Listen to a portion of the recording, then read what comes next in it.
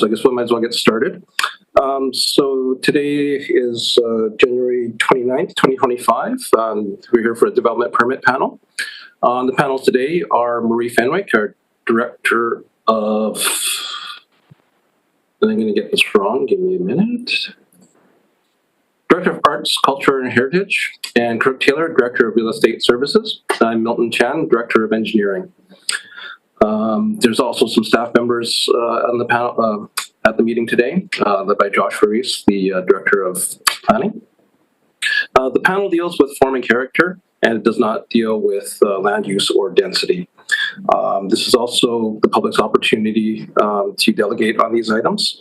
Should any of the items on the agenda go to council, there won't be an opportunity for the public to delegate to council directly, and council may hold a public hearing if they choose to do so. So with that, we'll get started on the agenda. So the minutes of the DPP meeting held on January 15th, is there a motion to adopt those minutes? Moved and seconded. All those in favor? Any opposed? It's carried. And item number 1, development permit 22-023117, applicant Wayne Fougere for 9511 Granville Avenue. So would the proponent like to do the presentation? Absolutely. I'm ready. Just I'll share my screen.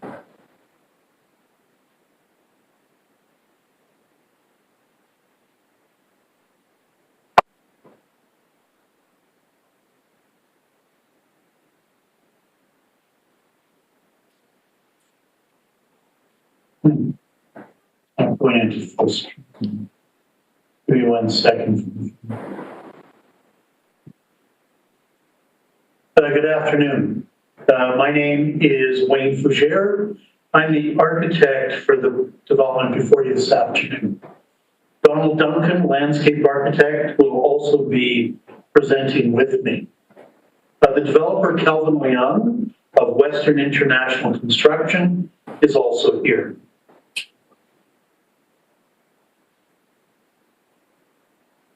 The property is located in the McClellan North sub-area. The property is one of the last undeveloped lots between Garden City Community Park and A.R. McNeil Secondary School.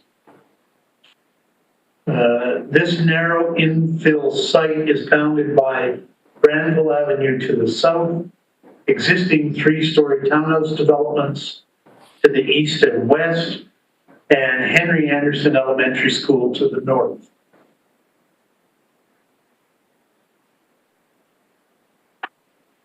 The development site has a frontage of 26.14 meters and a net site area of 1962 square meters. A 0.65 meter road dedication is provided along Granville Avenue for frontage improvements. The developer agreed to offer the 15-meter deep backlands as a voluntary transfer to the school. The homes are grouped in 2, 3, and 4-unit buildings and are arranged parallel to Granville Avenue. The vehicular access to the development is via an easement over our eastern neighbor, 9533 Granville Avenue. The project provides 12 homes, including 2 convertible homes. One of the convertible homes has a walk-off unit. Buildings are 3 stories high with parking in attached on-grade private garages.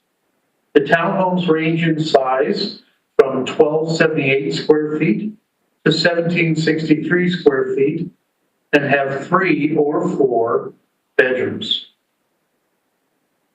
The 4 smallest 3-bedroom homes have tandem garages. The rest of the homes have double-wide garages. 3 visitor parking stalls, including 1 van-accessible stall, and bike parking spaces are provided on the site. The outdoor amenity is located at the east side of the site. Existing trees on the west neighbor's property are to be saved by maintaining existing grades around the trees. Private outdoor space is provided on grade and on main floor balconies. Pedestrian access from the street is provided directly to fronting units from Granville Avenue and the easement over 9533 Granville Avenue that provides access to the entrances of the other homes. 2 convertible units in Building 3 are centrally located and are close to the outdoor open space. The architectural style is minimal modern, with gable roof profiles that are inspired from the neighboring developments. The color highlights on the bay projections add visual interest to the streetscape. The building character is both compatible in form with the adjacent buildings and contrasting in color and texture, thereby maintaining a unique identity.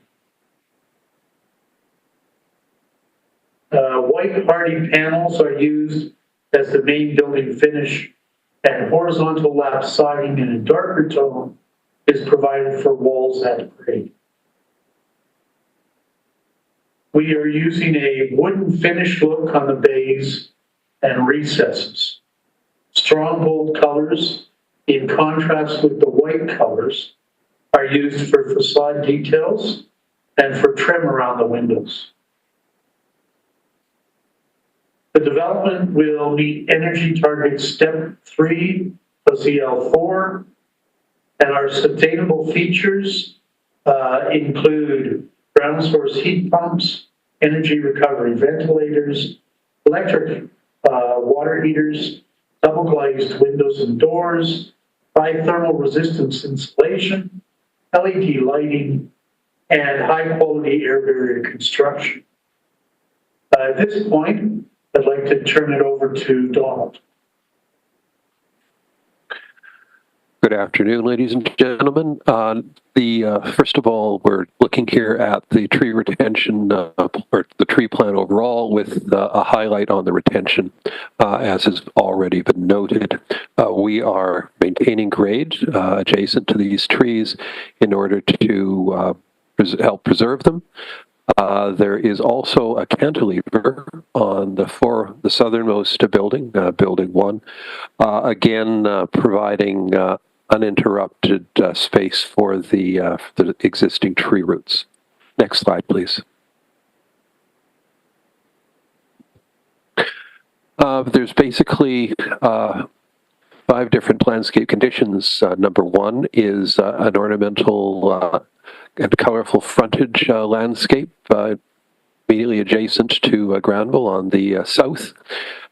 In the center between buildings 2 and 3, we have a cottage-like landscape with a central walkway, also featuring, of course, the children's play area, as well as an adult seating area, both for supervision and also for convenience because it's adjacent to the mailbox.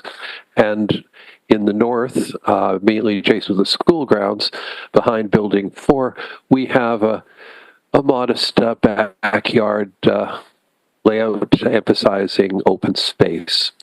The other conditions are, of course, the auto courts, which we are featuring pervious paving stones to give them a bit of a courtyard feel, and some ornamental grasses, which will soften the look, but are also tough. These drive outs also end in green vistas. The final element to the landscape is the area surrounding the existing trees on the western boundary. This is low with respect to the adjacent residential uses, and features relatively dense plantings of native material and an ornamental stream bed. This is designed to be generally inaccessible except for maintenance, thereby ensuring that we don't end up with trampling of the roots. Next slide, please.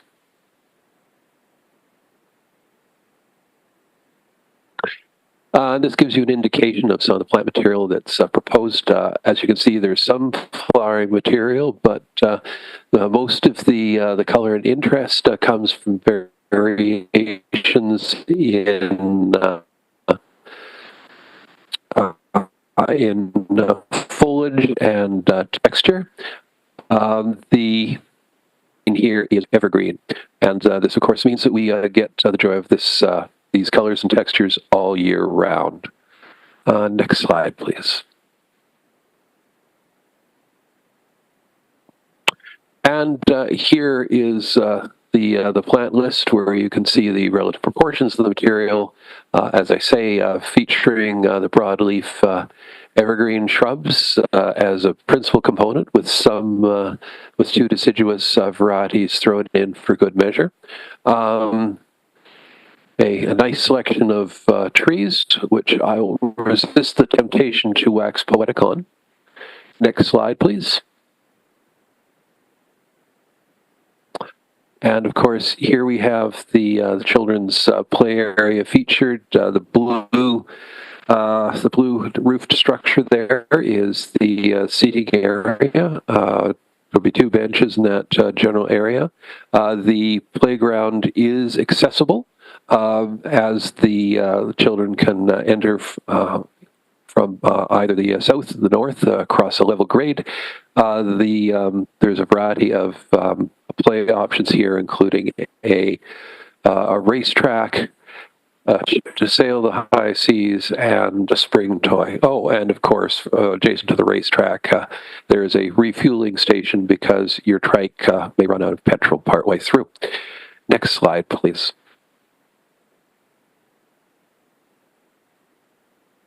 Next, there we go.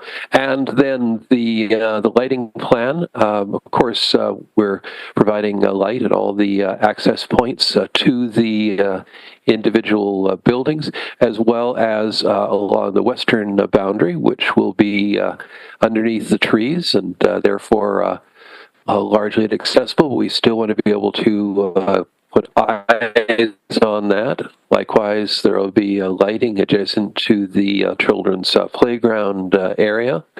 The intent is to provide downward facing, good light quality while respecting the dark skies policy and avoiding, and of course, lights will be appropriately shuttered so that they do not bleed light into adjacent developments.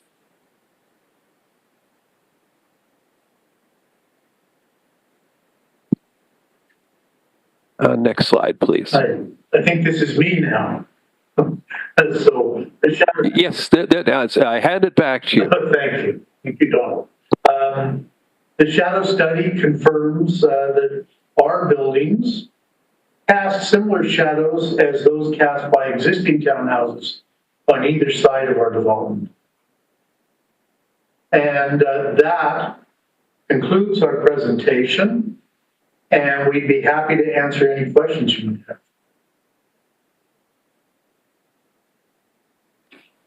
Thank you. You just stop screen sharing. That'd be great. Mr.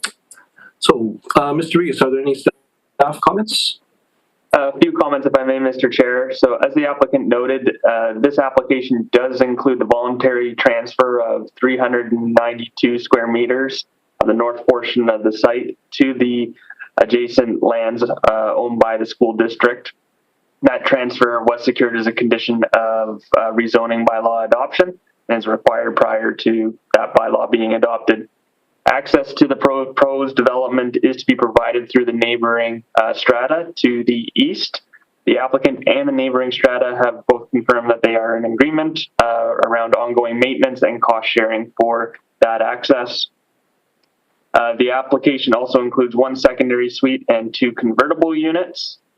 The applicant also proposes to retain 4 on-site trees, and in addition to other landscape improvements on site, that includes the planting of 21 new trees, which is over and above that which was previously identified at the time of the rezoning bylaw having been considered by council. In addition, there is a servicing agreement required as a condition of building permit issuance for this project. That includes upgrades to driveway or removal of the existing driveway let down, a new 2-meter wide sidewalk, and treed boulevard, in addition to servicing connections. That concludes staff comments, Mr. Chair. Thank you. Marie or Kirk, do you have any questions for the delegate?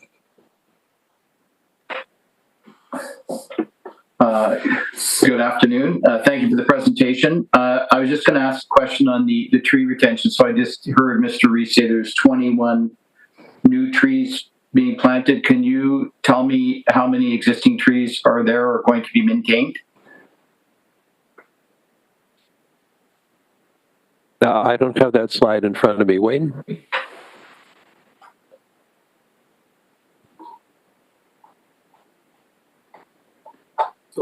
You're muted, Wayne.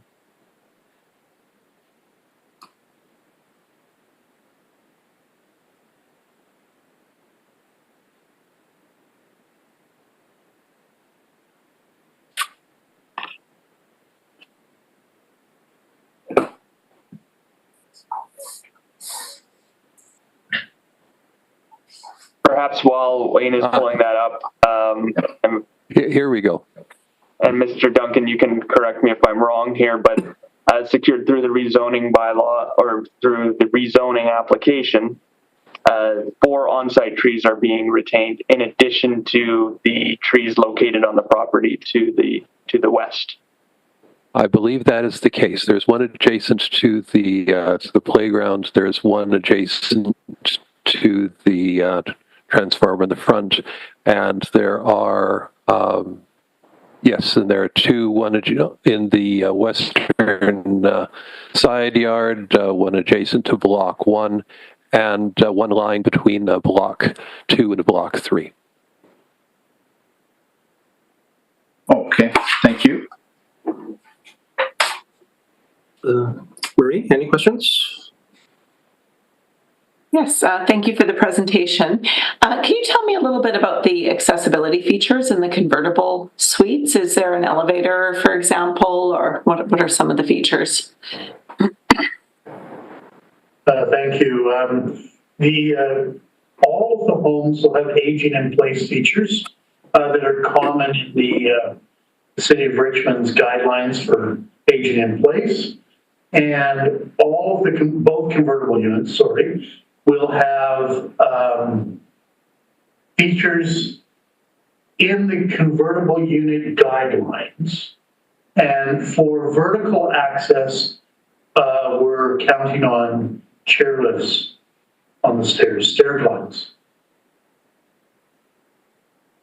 Okay, thank you. I imagine that's standard in a townhouse. I would imagine an elevator would take up a lot of space in a 3-story townhouse unit. Well, we've done both, and we do both, but there's also a cost implication to elevators of replacing them, that stair glides are much more affordable for someone who's aging in place. Thank you. And I'm wondering if you can tell me a little bit, you talked about the lighting from a SEPTED perspective, but I know there's, townhouses adjacent on either side, and is there lighting design considerations to prevent lighting pollution into the neighboring yards or the neighboring units? Donald, you're muted. I beg your pardon. Yes, the lights used on the exteriors will be directional in nature.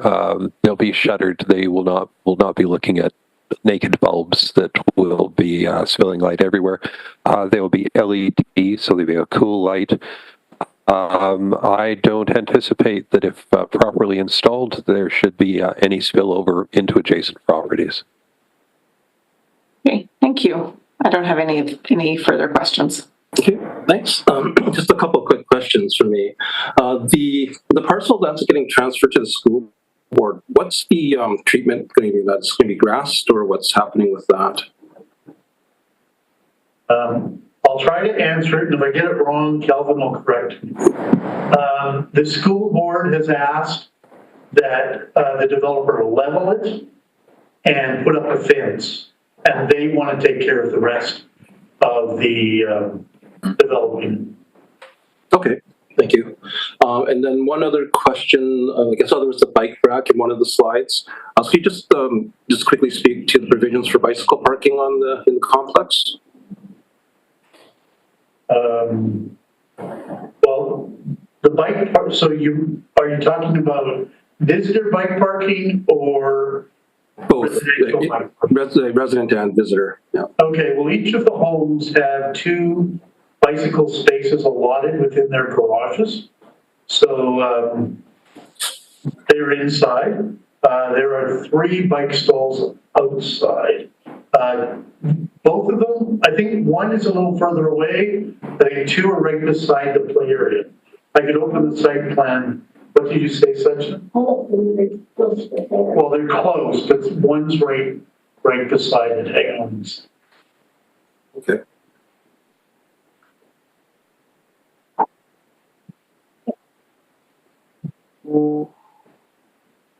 You can you see my mouse? Yes. That's 2 spaces or 3, such? 3. That's 3. Okay, that's all 3 of them right there. Okay, great, thank you. So yes, Mr. Clerk, are there any members of the public in attendance? Thank you, Mr. Chair. There's no one in chambers to delegate on this item, and we have no correspondence for this item. Okay. So now panel deliberation. Marie Kirk, any comments? No, I think the design looks good. It's going to finish off the area, and it's good for the school district to get that little extra piece of land. Well-needed housing, so yeah, it looks good. Yeah, agreed. No further comments from me. Okay. Yeah, no, thank you for the presentation. It was pretty clear and concise. And I do appreciate the effort that's been taken to pack this into a fairly tight space. And yeah, no, I support this one as well. So I guess, can someone move the recommendation? Moved. And seconded? All those in favor? Any opposed? That is carried. Thank you. Thank you for your time. Goodbye. Okay. Item number 2, is there any new business? No new business, Mr. Chair. I would just highlight that the next meeting, scheduled meeting of the Development Permit Panel is February the 12th. Okay.